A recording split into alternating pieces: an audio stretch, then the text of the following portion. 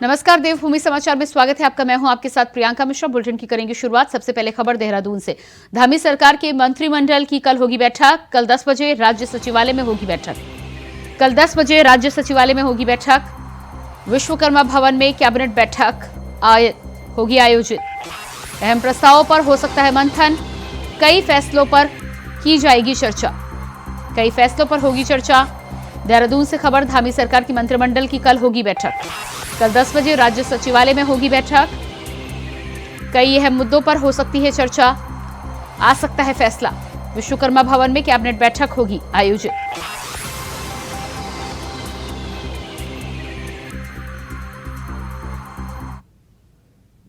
उत्तराखंड में आगामी लोकसभा चुनाव को देखते हुए इंडिया गठबंधन के सहयोगी दलों की एक अहम बैठक कांग्रेस भवन में हुई, जिसमें कांग्रेस के साथ सपा, सीपीआई और विभिन्न सामाजिक संगठनों के प्रतिनिधि मौजूद रहे। बैठक में सत्ताधारी दल बीजेपी को कैसे चुनाव में मात दी जा सकती है, उन विषयों पर बातचीत की गई। चुनाव में किस प्रकार से जीत मिल सकती है, इस पर भी मंथन किया गया। कांग्रेस प्रदेश अध्यक्ष करण माहरा ने कहा है कि लोकतंत्र को बचाने की जरूरत है। जिस प्रकार से इस समय सत्ताधारी दल लोकतंत्र की हत्या कर रहा है, उसके खिलाफ एकजुट होकर लड़ने का समय आ चुका है, जिस पर सभी विपक्षी दलों ने सहमति जताते हुए एक साथ चुनाव लड़ने का फैसला किया है। कि देश इस समय खतरे में है, देश की सीमाएं खतरे में है। एक ऐसी सरकार इस समय काबिज है जो हिंदू मुसलमान के नैरेटिव के साथ चुनाव में जाना चाहती है। भाई को भाई से लड़ा रही, धर्म के नाम पे दंगे हो रहे हैं। किसानों 700 किसान मरते हैं। 5 किसान मंत्री पुत्र अपनी गाड़ी से कुचलता है। मणिपुर में सैकड़ों बहनों को निर्वस्त्र करके घुमाया और मारा जाता है, लेकिन सरकार को फर्क नहीं पड़ता। बहुत गंभीर खतरा है। घर घर में बच्चे बेरोजगार हैं। दिन प्रतिदिन महंगाई बढ़ रही है। सीमाएं कमजोर, फौज कमजोर हो रही है अग्निवीर योजना से। और ये संभावित जो खतरे हैं आने वाले भविष्य में भारत को, उसको लेकर हम सबकी चिंता है और हम चाहते हैं हम सब मिलकर इससे मुकाबला करें, और उसी के लिए ये बैठक है। और इसी खबर पर हमारे साथ देहरादून से संवाददाता अभय कैतुरा जुड़ चुके हैं। जी अभय, जिस तरह से इंडिया गठबंधन की बैठक हुई है, तमाम दलों ने मिलकर इस बात को लेकर चर्चा की है, क्या कुछ निकलकर सामने आ रहा है?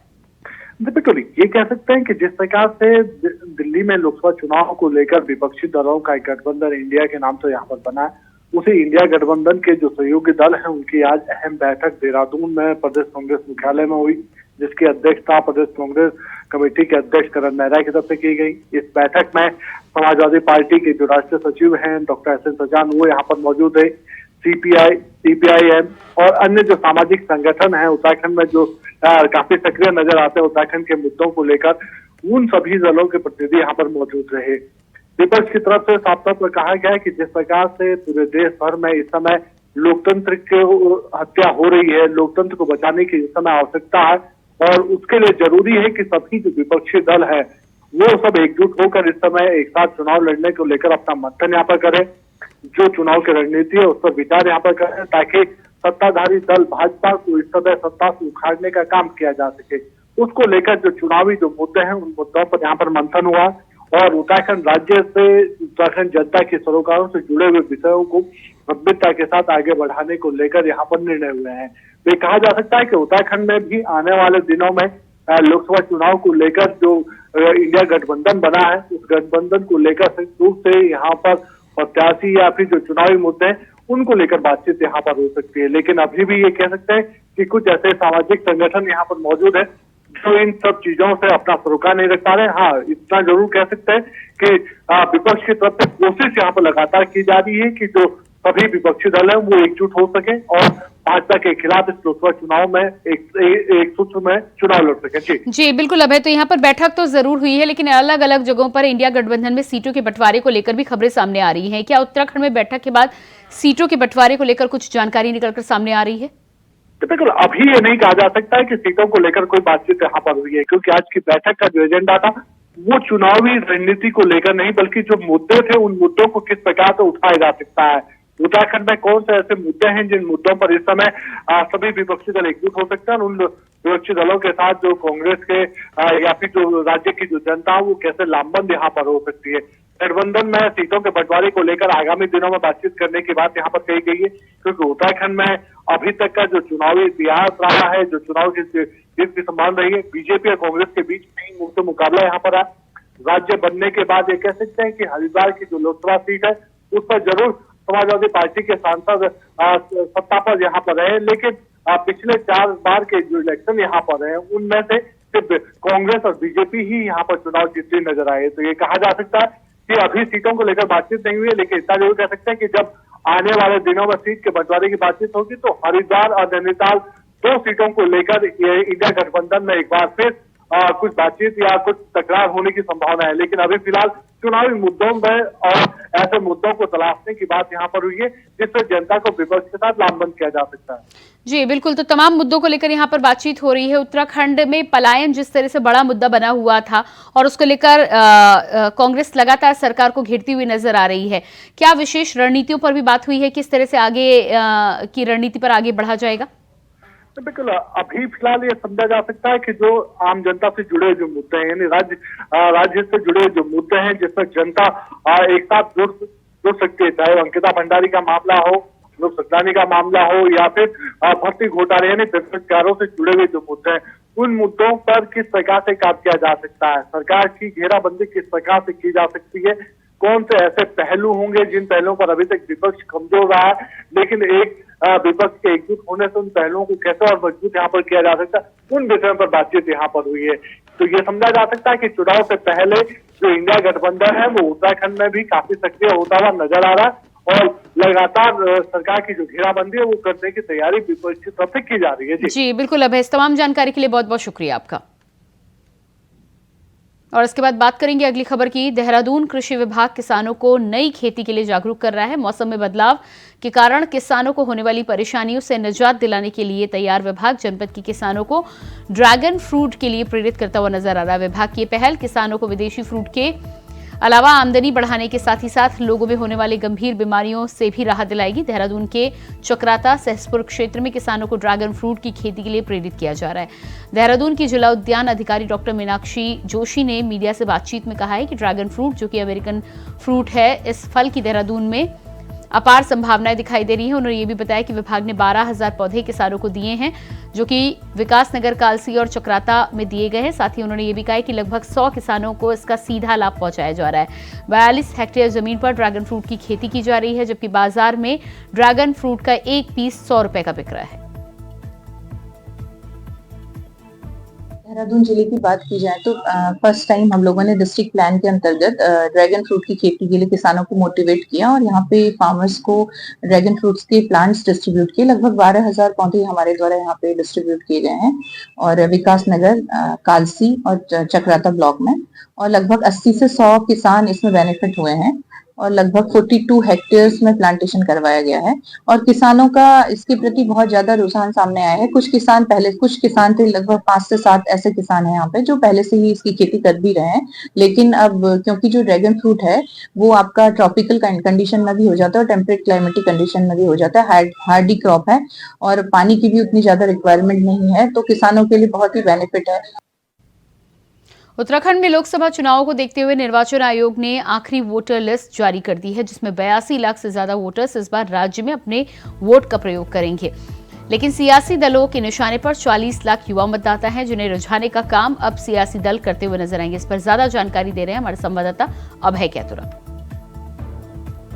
आयोग की तरफ से चुनाव को देखते हुए मतदाता सूची जारी कर दी गई है। इस मतदाता सूची में 82 लाख से ज्यादा मतदाता इस बार लोकसभा चुनाव में अपने मत का प्रयोग करेंगे, लेकिन सियासी दलों के निशाने पर प्रदेश के युवा मतदाता हैं, यानी 18 साल से लेकर 39 साल तक के जो युवा मतदाता है उनकी संख्या भारी भरकम यहाँ पर कही जा सकती है। 40 लाख से ज्यादा युवा मतदाता हैं और इन्हीं युवा मतदाताओं पर इस समय सियासी दल अपना निशाना साधे हुए हैं, फोकस किए हुए, ताकि यही वो युवा मतदाता उनके पक्ष में मतदान करें और उनका जो जीत का रास्ता है वो तय कर पाए। ये समझा जा सकता है कि युवाओं को रिझाने में जो सियासी दल है वो अपनी रणनीति बनाते हुए नजर आ रहे हैं, ताकि चुनाव से पहले युवा उनके साथ जुड़ सके और इस चुनाव में बड़ी जीत उनके लिए प्राप्त कर सके। ये कह सकते हैं कि युवाओं को लेकर ही चुनाव की जो रणनीति है वो अब इस पर इर्द गिर्द घूमने लगी है। कैमरामैन नथुना साथ अभय कैंतुरा, इंडिया वाइज, देहरादून। असम में राहुल गांधी को राम मंदिर प्राण प्रतिष्ठा वाले दिन मंदिर न जाने से रोकने पर कांग्रेस आक्रोशित नजर आ रही है, जिसको लेकर विपक्ष और पक्ष की तरफ से कई प्रतिक्रियाएं सामने आ रही हैं। उत्तराखंड कांग्रेस प्रदेश अध्यक्ष करण माहरा ने भी बीजेपी सरकार पर हमला बोलते हुए 24 जनवरी को बड़ी संख्या में एकजुट होकर प्रदर्शन का आह्वान किया है। इस पर ज्यादा जानकारी दे रहे हैं संवाददाता तुषार गुप्ता। 22 जनवरी को राम मंदिर का प्राण प्रतिष्ठा थी और ऐसे में हर जगह जो था भजन कीर्तन देखने को मिल रहा था। वहीं कई राजनेता मंदिर तक में पहुंचे थे। वहीं अगर मैं राहुल गांधी की बात करूं तो उनकी जो भारत जोड़ो न्याय यात्रा चल रही है वो असम पहुंची है। 22 जनवरी को उन्हें एक असम के मंदिर में अंदर जाना था और साथ साथ पूजा पाठ वहां पर करनी ही थी, क्योंकि 22 जनवरी को राम मंदिर अपने जो मंदिर है उसमें विराजमान होने जा रहे थे, लेकिन उन्हें वहां पर रोका गया। जिसके बाद जो राजनीति है वो तेज होती हुई नजर आई। कांग्रेस प्रदेश अध्यक्ष करण मारा ने आह्वान किया है कि कल जो एक बड़ा जो भाजपा सरकार के खिलाफ जो प्रदर्शन है वो किया जाएगा और उसके तहत जो लोग हैं उन्हें आक्रोशित किया जाएगा कि किस तरह से एक व्यक्ति को मंदिर जाने से रोका जा रहा है। और उन्होंने भाजपा और आरएसएस पर कई गंभीर आरोप लगाए हैं कि आरएसएस और भाजपा राम मंदिर को अपना निजी मंदिर मान रही है। लेकिन जिस तरह से राजनीति तेज हुई है उससे कहीं ना कहीं ऐसा लगता है कि आने वाला समय जो लोकसभा चुनाव का है गरमाया हुआ होगा। कैमरा जर्नलिस्ट हर्ष उनियाल के साथ मैं तुषार गुप्ता, इंडिया वॉइस, देहरादून। खबर देहरादून से है, जहां लोकसभा चुनाव 2024 को लेकर कांग्रेस ने भी अपनी तैयारियां तेज कर दी हैं। वहीं 28 जनवरी को राजधानी देहरादून में कांग्रेस के केंद्रीय अध्यक्ष मल्लिकार्जुन खड़गे एक रैली को संबोधित करेंगे। बता दें कि इस रैली में पूरे प्रदेश के बूथ स्तर से लेकर मंडल स्तर तक के नेता और कार्यकर्ता हिस्सा लेंगे। तभी इसको लेकर कांग्रेस के प्रदेश अध्यक्ष करण मारा ने इस पर कहा है कि केंद्रीय अध्यक्ष एक बहुत बड़ा राजनीतिक अनुभव है, इसलिए उन्होंने निर्देश दिया है कि रैली में बूथ स्तर तक के कार्यकर्ता को शामिल किया जाए ताकि वह उन्हें निर्देश दे सके। साथ ही उन्होंने ये भी कहा है कि कांग्रेस की रैली के माध्यम से एक बड़ा मैसेज देने का काम किया जाएगा। दल का अध्यक्ष आ रहा है तो राजनीतिक बातें ही होंगी, और क्योंकि वो खुद एक ब्लॉक के अध्यक्ष रहे हैं और वहाँ से यहाँ तक पहुँचे तो उनका लंबा अनुभव है। कार्यकर्ताओं को किस तरीके की दिक्कतों का सामना करना पड़ता है, किस तरीके के चैलेंजेस फेस करने पड़ते हैं, वो सारी चीज़ें जानते हैं। और इसीलिए उन्होंने चाहा है कि मुझे हर बूथ से लोग चाहिए और हमारा ब्लॉक लेवल का, मंडलम लेवल का और हमारे डीसीसी लेवल के सारे कार्यकर्ता वहाँ चाहिए ताकि उनको मैं दिशा निर्देश दे सकूँ। और हमारे लिए काफ़ी उत्साह वाली बात है कि हमारे राष्ट्रीय अध्यक्ष आ रहे हैं और निश्चित ही हम चाहेंगे कोई राजनीतिक बड़ा संदेश वो हम लोगों को देकर जाए। खबर देहरादून से है, जहां centre of India trade union के बैनर तले कई संस्थाओं ने डीएम कार्यालय का घेराव किया, जिसमें मुख्य रूप से ई रिक्शा संचालक, आंगनबाड़ी कार्यकर्ता और आशा कार्यकर्ताओं ने डीएम कार्यालय का घेराव किया। कई मांगों को लेकर संचालकों ने डीएम को ज्ञापन दिया और मजदूरों ने वहां आम जनता की मांगों पर मोदी सरकार के नाम हस्ताक्षर कर अभियान चलाया। आपको बता दें कि मजदूरों का कहना है कि श्रम कानून में बदलाव को रद्द कर श्रम कानून को बेहतर बनाया जाए और न्यूनतम सैलरी 26,000 रुपए की जाए ताकि मजदूरों के परिवार का गुजारा हो सके।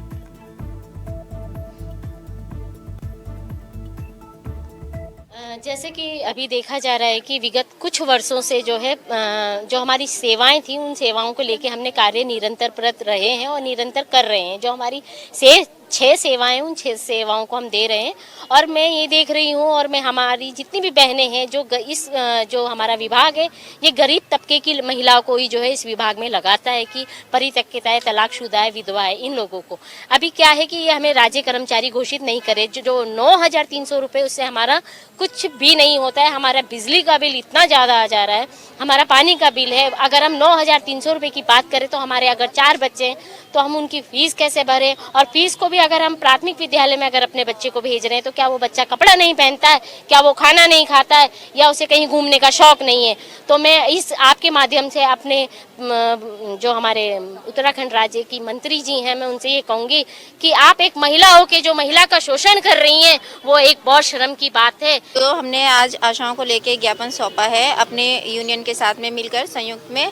तो उसमें यही सब मांगे हैं जो मोदी जी ने नियम बना रखे हैं हर चीज़ के लिए। बिजली का हुआ, उसमें जैसे आशाओं की समस्या ये होती है कि उनको जो भी काम दिया जाता है, जो भी ग्राउंड फ्लोर में काम होता है वो सारा हमारी आशाओं के ऊपर आ जाता है। तो उसके लिए ये है कि कुछ आशाओं की अपने घर की परेशानी भी होती है, कुछ आशाएं उन्हीं सारा ऑनलाइन काम दे दिया उन्होंने, हर एक आशा उसको नहीं कर पा रही। उसमें ये दिक्कतें आ रही हैं कि ऑनलाइन वो ना तो हमें ट्रेनिंग देते हैं करने की, ना समझाते हैं और ना ही हम लोग को ये बताते हैं कि किस तरह से हुआ। जब एक बार हम कैसे कर देते हैं तो दूसरी बार बोलते हैं ऐसे नहीं होना था या ऐसे होना था। उत्तराखंड में निर्वाचन आयोग की तरफ से जारी आंकड़ों के बाद उत्तराखंड की सियासत उफान पर है, जहां जारी आंकड़ों में महिला और युवाओं का पलड़ा भारी होने के बाद में दोनों ही राजनीति के केंद्र में आ गए हैं और आजकल दोनों ही पार्टियों के चहेते भी बन गए हैं। तो देखना यह है कि एक तरफ सरकार की योजनाएं और दूसरी तरफ विपक्ष की आशाएं। आज उत्तराखंड की आधी आबादी और भारी युवा आखिर किसे अपना सरपरस्त चुनते हैं, जिसके लिए ग्राउंडिंग और फील्डिंग दोनों तैयार है।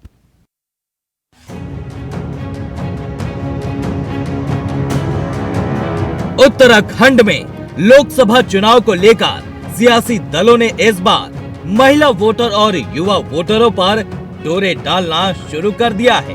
कांग्रेस हो या बीजेपी, सभी इन युवा वोटरों को सीढ़ी बनाकर जीत का रास्ता तय करना चाहते हैं। दरअसल इसकी वजह कुछ और नहीं बल्कि निर्वाचन आयोग की तरफ से जारी किए गए आंकड़ों में युवा वोटर यानी 18 साल से ज्यादा और 40 साल से कम वोटर लिस्ट में टॉप पर हैं और इन्हीं वोटरों पर फोकस अब बीजेपी और कांग्रेस कर रही है। इनमें से सबसे महत्वपूर्ण 18 to 19 ईयर्स है। इसको हम लोग 1,29,062 है। सो हमारा SSR के दौरान टोटल एडिशन हुई थी 2,57,933। टोटल डिलीशन है 1,58,011। इनमें से डिलीशन का कारण बताया है 13,100 डेथ के कारण से डिलीट किया गया है। यानी साफ है युवा वोटरों की बढ़ती तादाद को देखते हुए धामी सरकार हो या फिर विपक्ष में बैठी कांग्रेस, हर किसी की उम्मीदें परवान मार रही है।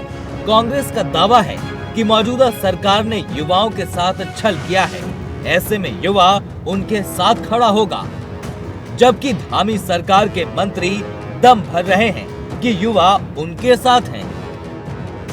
पार्टी ने तय किया कि हम लोग युवा मोर्चे के माध्यम से उन युवाओं के साथ सम्मेलन हम लोग करेंगे और उनको जागृत करेंगे। पहली बात तो वो वोट डालें, और मैं ऐसा महसूस भी करता हूँ कि युवाओं का रुझान भारतीय जनता पार्टी की तरफ है, तो स्वाभाविक तौर पे भारतीय जनता पार्टी के कार्यकर्ता जिस प्रकार से आज पूरे क्षेत्र में सक्रिय है, उस नाते मैं कह सकता हूँ कि युवा मतदाता जो हमारा 50% जैसा आप बता रहे हैं, उस नाते हमें उम्मीद है कि युवाओं का सीधा सीधा समर्थन विकास को और भारतीय जनता पार्टी को जरूर मिलेगा। देखिए, दो चीजें हैं, दो चीजों में फर्क है बीजेपी कांग्रेस में। कांग्रेस जो युवाओं पर नजर रखी है, हम उनके जो SSSC भर्ती घोटाले से लेकर पटवारी पेपर लीक को लेकर जो परेशान थे युवा, हम उनके साथ खड़े रहे, उनके आंदोलनों में साथ रहे। हम अंकिता भंडारी मर्डर केस में VIP के नाम के लिए लगे रहे। ये सब युवाओं के मुद्दे हैं और बीजेपी उन पर लाठी चलाती रही, उन पर 307 लगाने की कोशिश करती रही। ये बीजेपी के मुद्दे हैं। आज बीजेपी की सरकार में लगातार बेरोजगारी बढ़ी है और हमारी जो व्यवस्थाएं वो अस्त व्यस्त हुई है, तो युवा, मुझे पूरा भरोसा है कि कांग्रेस के साथ होगा। युवा हो चुके उत्तराखंड में युवा मतदाता अब कुल मतदाता संख्या के आधे के बराबर हो गए हैं। ऐसे में यही युवा वोटर नेताओं के भाग्य का फैसला भी लिख सकते हैं। इसलिए सियासी दल अब चुनावी रणनीति में युवाओं को केंद्र मानकर सियासी बिसात बिछाने में जुट चुके हैं। ऐसे में अब देखना ये होगा कि ये युवा मतदाता किस दल का साथ देते हैं और किसे चुनाव जिताकर अपना नेता चुनते हैं। देहरादून से अभय कैंतुरा की रिपोर्ट।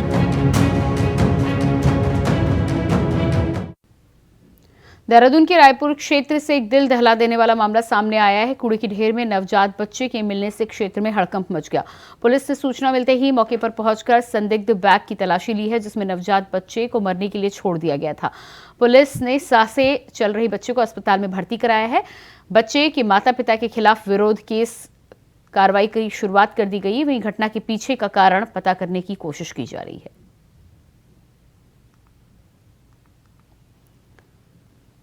तो कूड़े की ढेर में बच्चे से भरा बैग मिलने के बाद में पुलिस ने इस पर कार्रवाई की शुरुआत कर दी है।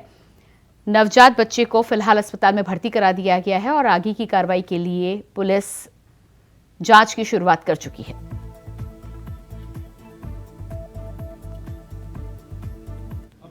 ये 18 तारीख को सूचना मिली थी कि महाराणा प्रताप चौक के पास एक कचरे के डिब्बे में एक बैग पड़ा हुआ है संदिग्ध अवस्था में। जब पुलिस ने वहाँ चेक किया तो उसमें एक नवजात बच्चा जो है उसमें मिला था। चूँकि बच्चे की सांस चल रही थी, उसको तत्काल पुलिस द्वारा जो है सरकारी हॉस्पिटल में एडमिट कराया गया। जब पूरी जानकारी की गई तो बच्चा किसी बीमारी से ग्रसित पाया गया था, जिसके कारण उसका पूरा डेवलपमेंट शरीर का नहीं हुआ था। लेकिन चूँकि उसको जब इलाज किया गया तो डॉक्टर्स द्वारा बताया गया कि कुछ दिन पूर्व ही वहाँ पर एक डिलीवरी हुई थी, जिसमें ऐसे ही बच्चे को जो है प्रॉब्लम थी।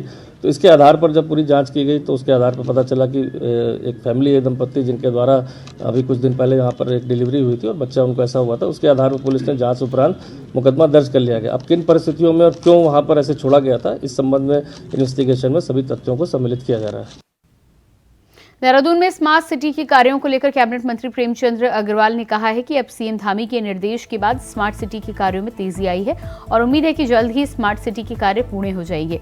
इस दौरान कैबिनेट मंत्री ने कहा है कि पूर्व में ही निर्माण कार्यों की रफ्तार धीमी थी, लेकिन अब उन सभी कार्यों को तेज रफ्तार से किया जा रहा है।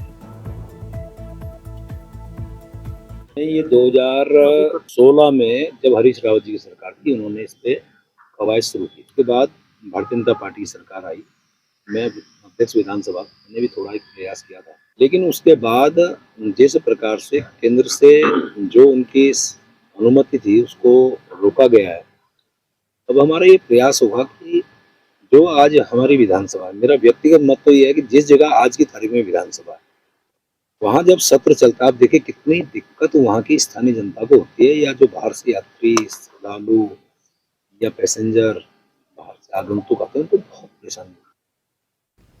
धामी सरकार के संसदीय कार्य मंत्री प्रेमचंद्र अग्रवाल ने कहा है कि सरकार विधानसभा सत्र की तैयारी कर रही है। जैसे ही सरकार को यूसीसी की ड्राफ्ट कमेटी की तरफ से रिपोर्ट मिलेगी, उसे सदन के पटल पर रखने का काम किया जाएगा। संसदीय कार्य मंत्री प्रेमचंद्र अग्रवाल ने कहा है कि राज्य आंदोलनकारियों को दिए गए आरक्षण का बिल भी सरकार सदन के पटल पर रखने का काम करेगी।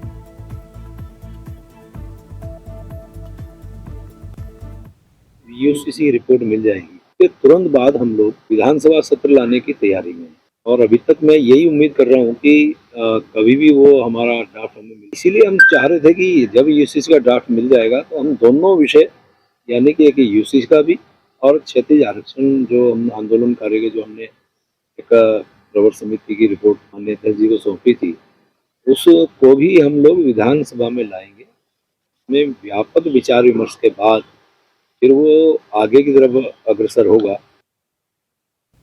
अगली खबर मैंगलोर से है, जहां विधानसभा में कांग्रेस का कुनबा लगातार बढ़ता जा रहा है। कांग्रेस छोड़ बसपा में आए मरमूज कुरैशी ने एक बार फिर से कांग्रेस का दामन थामा है। उन्होंने एक प्रेस कॉन्फ्रेंस के दौरान ये जानकारी दी कि उन्हें कांग्रेस अल्पसंख्यक मोर्चा का जिलाध्यक्ष बनाया गया है और 27 जनवरी को एक कार्यक्रम के दौरान उनको सर्टिफिकेट दिया जाएगा। इस मौके पर कांग्रेस के वरिष्ठ नेता और पूर्व राज्य मंत्री आदित्य राणा के साथ युवा मोर्चा जिलाध्यक्ष परवेज अहमद सहित कई कांग्रेसी नेता शामिल रहे।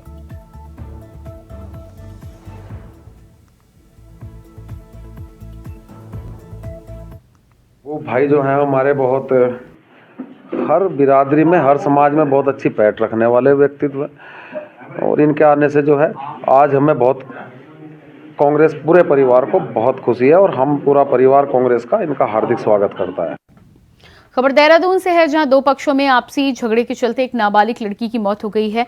गयाकुंड की एक झुग्गी झोपड़ी में रहने वाले युवक के परिजनों को पड़ोसी ने गाली गलौज और जान से मारने की धमकी दी है, जिसके बाद दोनों पक्षों में मारपीट के दौरान एक नाबालिग लड़की के सर पर प्रेशर कुकर मार दिया गया, जिससे उसकी इलाज के दौरान ऋषिकेश एम्स में मौत हो गई। इस घटना में 7 आरोपियों के खिलाफ मुकदमा दर्ज किया गया है, जिसमें से 4 अभियुक्तों को गिरफ्तार किया गया है।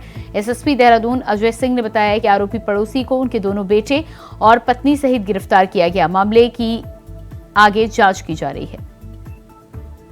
कहाँ चला गया? ऋषिकेश में रात्रि में वहाँ पर कोई गाना चल रहा था, जिसपे 2 परिवार जो बिहार के रहने वाले, वहाँ पर उनका कुछ आपसी कहासुनी हो गई।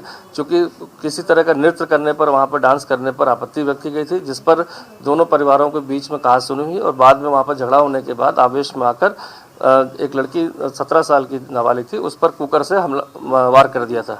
चूँकि उस रात्रि में उस झगड़े की सूचना पुलिस को नहीं मिली थी और उन्होंने उसको अस्पताल में एडमिट कराया था। कोई जाहिरा चोट नहीं थी, लेकिन इंटरनल हेमरेज होने के कारण अगले दिन जो है युवती की जो है मृत्यु हो गई थी, जिसके आधार पर पुलिस को सूचना दी गई और पुलिस और 7 लोग के खिलाफ नामजद मुकदमा उसमें दर्ज कराया।